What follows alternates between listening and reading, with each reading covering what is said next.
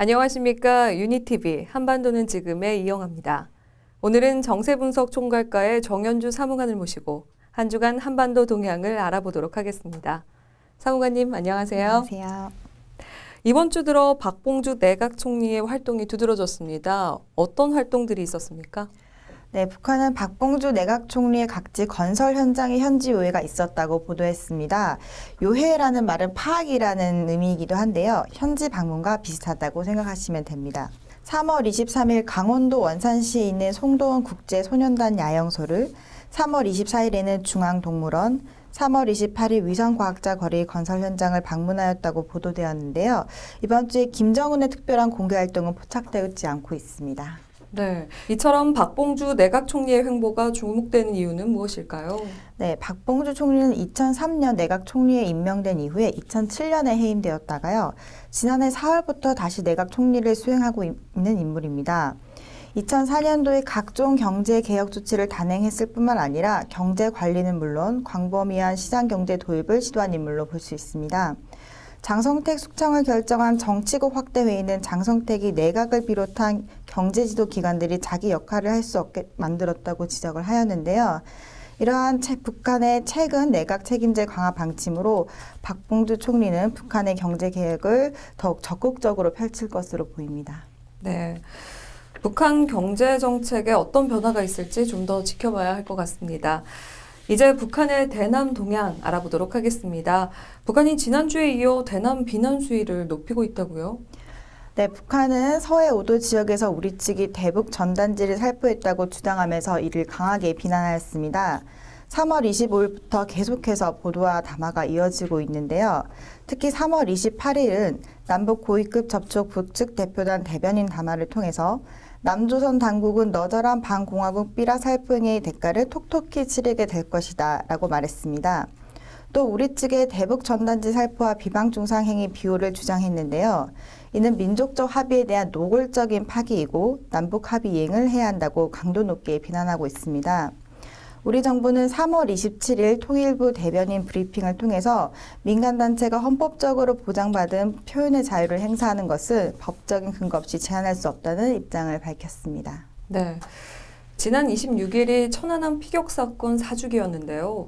북한이 이에 대해서도 입장을 보였죠. 네, 북한은 천안함 피격 사건과 관련된 책임을 부인하고 우리 정부의 오의사 조치 철회를 직접적으로 요구하였습니다.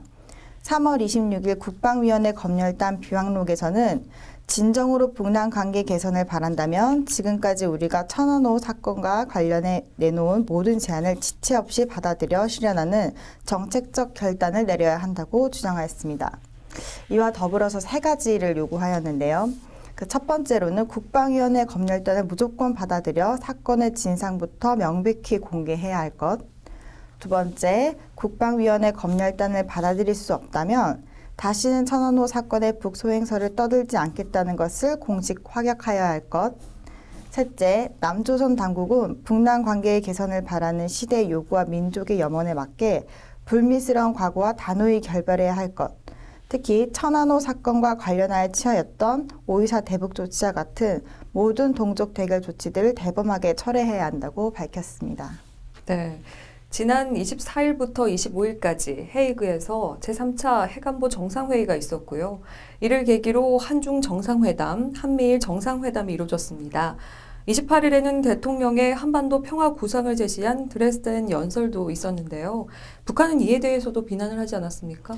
네, 북한은 3월 26일 조평동 대변인의 중통기자 문답을 통해서 우리 대통령의 북핵 발언과 관련해서 실명을 거론하면서 비난하였습니다. 북한은 우리의 핵 문제를 얼토당토 않게 걸고들며 심히 못된 망발을 짓거렸다.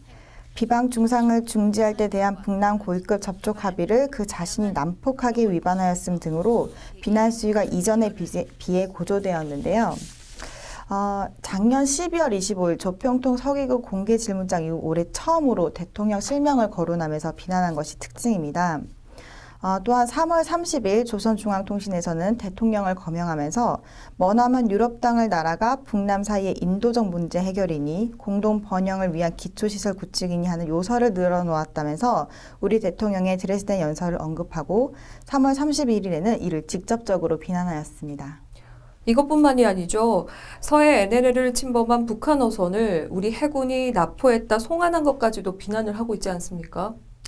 네, 3월 27일 북한의 어선 한 척이 우리 측 서해 NLL을 불법적으로 침범하여 우리 해군이 이를 납포하였습니다. 그리고 3월 28일 새벽 2시에 북측으로 송환을 하였는데요.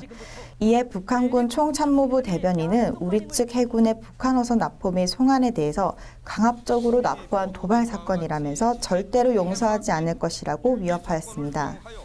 또한 송환 다음 날인 29일에는 송환대 북한 선박 선원들의 기자회견을 진행하기도 하였는데요.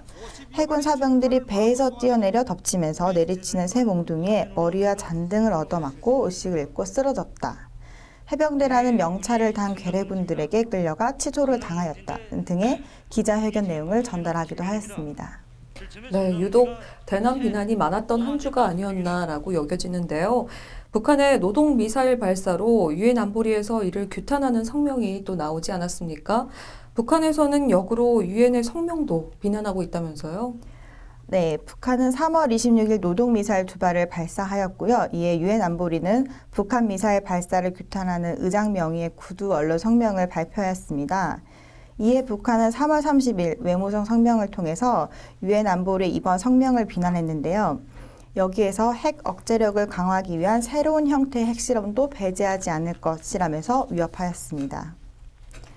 이에 앞서 북한은 한미일 정상회담 석상에 있었던 오바마 대통령의 한미합동 군사연습 강화 등의 발언에 대해서 앞으로 전쟁 억제력을 더욱 강화할 것이라고 발표한 바도 있습니다. 네. 북한이 남측과 미국에 대해서는 위기 상황을 고조시키는 반면 일본과 러시아와는 교류가 진행되고 있지 않습니까? 이에 대해서도 좀 설명 부탁드립니다. 네. 북한과 일본은 지난 적십자 회담에 이어서 3월 30일과 31일 양일간 베이징에서 국장급 회담을 진행하였습니다.